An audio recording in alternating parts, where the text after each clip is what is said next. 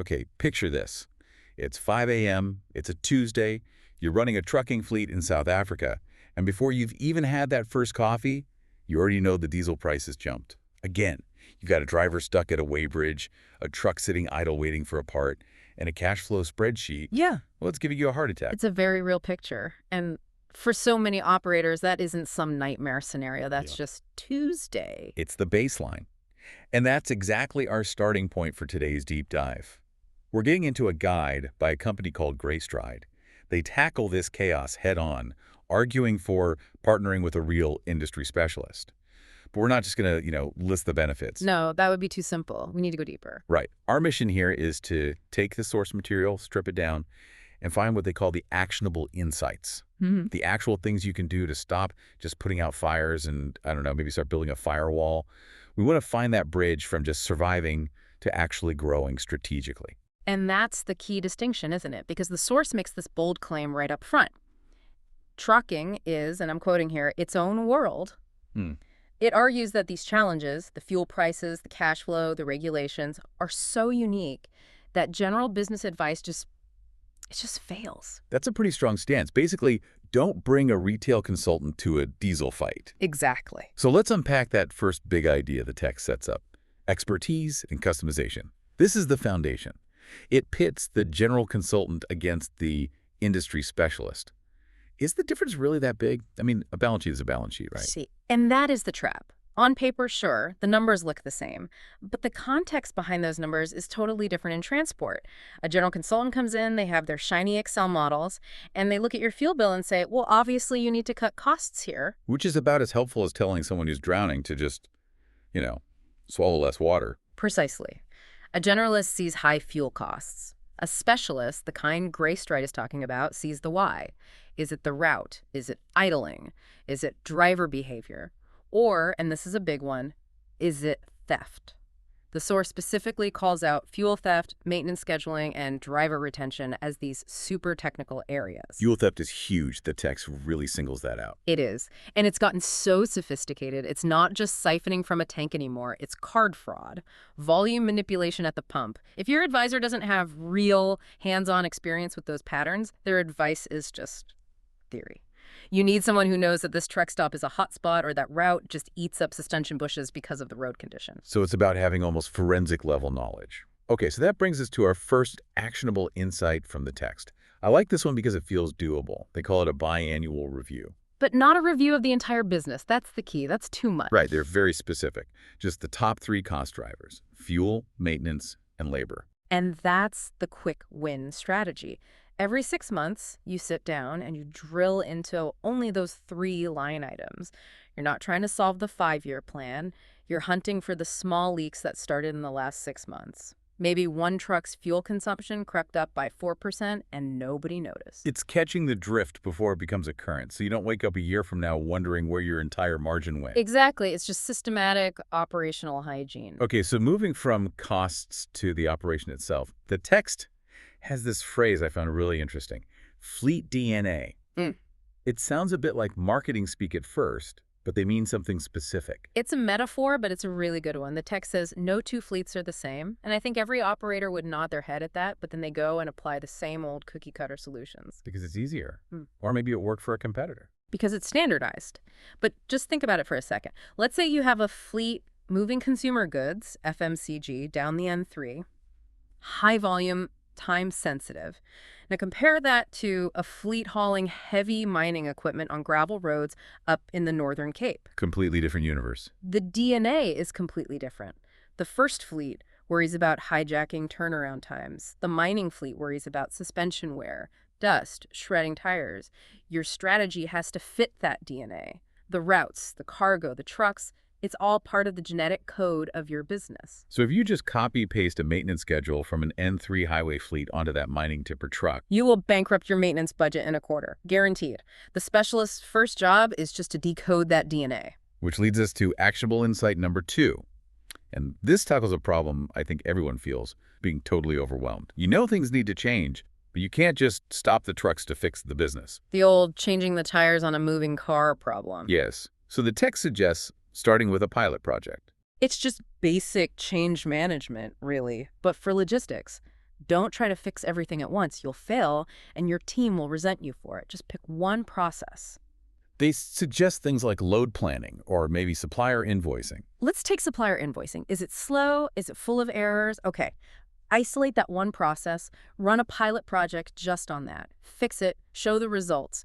When your team sees that it actually works, that it saves them headaches, they'll buy into the next change. It builds momentum. So you get a win without creating total chaos. That's smart. Okay, let's shift gears. We've got the foundation, we understand our DNA, now the engine. Part 2 is all about the financial engine. And honestly, this is where the real stress is. Cash flow. The source calls it the lifeblood. And in trucking, that's not a metaphor. It's literal. If the cash stops, the trucks stop. Fuel pumps don't run on invoices pending. The text points to the usual suspects. Late payments, idle trucks, seasonality. But let's zoom in on late payments. You've done the job, you've paid for the diesel, paid the driver, and now you wait. And you wait 30 days, 60 days, sometimes 90, all while you're funding the next load out of your own pocket or, even worse, a high-interest overdraft. Now, this is where actionable insight number 3 comes in, and I want to push back a bit. It suggests an early payment discount. The example is like a 2% discount if paid in 10 days. My first thought is, margins are already razor thin. Can I really afford to just give away 2%? And that's a right question to ask. It's the most common objection. But you have to weigh it against the cost of not having the money. What is that overdraft costing you in interest? What's the opportunity cost of turning down a new job because you can't front the fuel money? So you're not giving away money, you're buying speed. You're buying agility. You trade 2% of the invoice value to get that cash 50 days sooner. That cash can then be turned over on another trip, generating more profit. The advice isn't to do it for everyone. It's to test it. Offer the term. Track who takes it.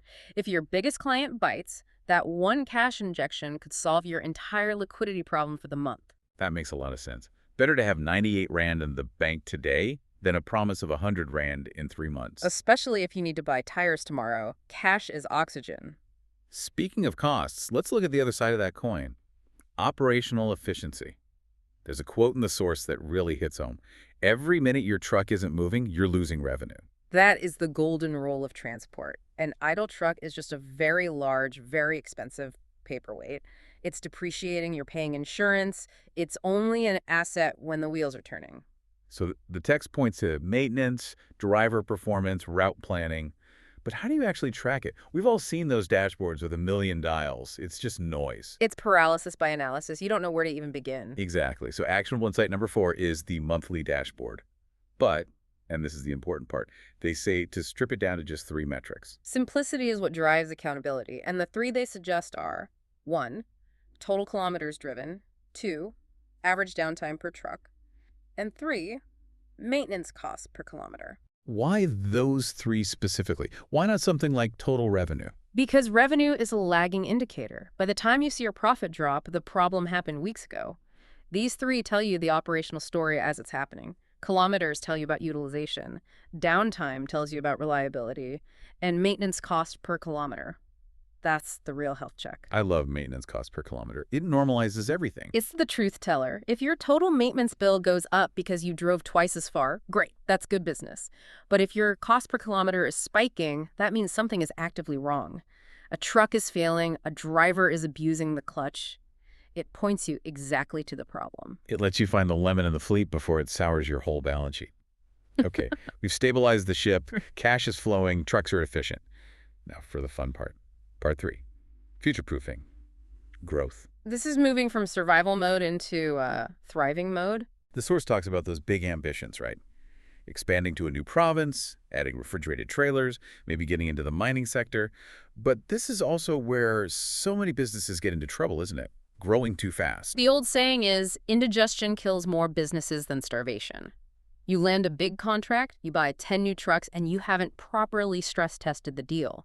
The market turns slightly, and suddenly you're stuck with 10 massive debt payments and not enough work. And that leads to actionable insight number 5, the 3-year horizon model. This is so critical. Do not, I repeat, do not build your business case on year 1 numbers. But year 1 is the best year. That's exactly why it's so dangerous. In year 1, the truck is brand new, it's under warranty, maintenance is practically 0, the tires are fresh, the margins look fantastic. You think you're a genius. It's the honeymoon phase. Absolutely. But what about year 3? the warranty is gone, you're doing a major service, maybe replacing a diff, the tires have been replaced multiple times, you have to model the ROI over the full 36 months, factor in depreciation, insurance hikes, rising maintenance. If the contract still looks good in year 3, then it's a good deal. That is such a sobering, valuable check. Don't fall in love with the new truck smell. All right, let's talk about relationships. The source puts a huge amount of weight on the trusted network. In South African transport, who you know isn't just a bonus, it's a survival tool. You depend on this whole ecosystem of dealers, workshops, suppliers. And the argument here is that a specialist brings a curated network with them. Just think of the time it takes to vet all those people yourself. Imagine this. Your truck breaks down in some small town on a Friday afternoon. You don't know anyone. You're just Googling mechanics and hoping for the best. You might get overcharged, or the truck just sits there all weekend. With a specialist, they make one call to their vetted partner in that town. And you know you're getting a fair price, and more importantly, priority service. That priority is everything. When you're part of that network, you're not just some random customer. You're part of a bigger block. You get the tow truck first. That can be the difference between saving a load of perishables or losing it. So how do you maintain those relationships? Actionable? Insight number 6 is quarterly partner check-ins. This feels a little corporate. It sounds a bit corporate, but the idea is deeply practical. Most operators only call their suppliers when a truck is broken or an invoice is due. It's a purely transactional, almost adversarial relationship. My truck is broken, fix it, here's your money. Exactly. The source suggests sitting down every 3 months when things are going well. Ask them, what are you seeing in the market? What new tech should I know about? When you treat them like a partner, they start looking out for you. They might give you a heads up that tire prices are going up next month, so you should buy now. That one tip pays for the coffee meeting 100 times over. You're leveraging their expertise. You can't be an expert in everything. Okay, final piece of the puzzle. Ongoing mentorship. This really gets to the heart of how lonely it can be to run a business like this. The source is very clear on this. It's not a one-and-done project. You don't just hire someone, they fix a problem, and then they leave. Because the market is constantly shifting. Look at South Africa. Fuel prices, labor laws, road conditions, toll roads. They change all the time. A static strategy is a dead strategy. They describe the advisor's role as a sounding board and a reality check. And I love that phrase, reality check. Entrepreneurs are optimists by nature. You have to be. But sometimes you get tunnel vision. You fall in love with an idea. You need that external voice in the room to say, hang on, that's a great idea, but did you think about the new carbon tax? They save you from your own blind spots. And to make that happen, we have our last actionable insight, number 7. Bi-monthly strategy sessions. Every 2 months, it's the Goldilocks zone. Weekly is too much, it's micromanaging. Quarterly is too slow for this market. A lot can happen in 90 days. Every 2 months lets you look at the data, check on those pilot projects, and pivot if you have to. It keeps the strategy alive. So let's pull all this together. We started with that image of the owner at 5 a.m., totally stressed out, just fighting fires. And we've walked through a pretty clear roadmap to change that picture. Right. We talked about specialized expertise, understanding your fleet DNA. We tuned the financial engine with smart cash flow tactics and a dashboard that actually tells you something useful. And then we looked at future-proofing, stress testing your growth, building a network that has your back, and keeping a mentor close. The core promise in this Greystride guide seems to be that investing in this kind of expertise isn't just another expense. It's an investment in stability. And in this market, stability is maybe the biggest competitive advantage you can have. It's the difference between gambling and actually running a business. I want to leave our listeners with one last thought from all this. We've talked about partners versus service providers. So look at your phone, your accountant, your mechanic, your broker. Ask yourself, in an industry this volatile, are those people just service providers who fix a problem when it breaks? Or are they allies who actually share your risk and understand your goals? Because that distinction, finding an ally, that might be the single biggest thing that determines if your fleet is even on the road 5 years from now. Something to think about the next time you're staring at that spreadsheet. Thanks for listening to this deep dive. Keep the rubber side down. Safe travels.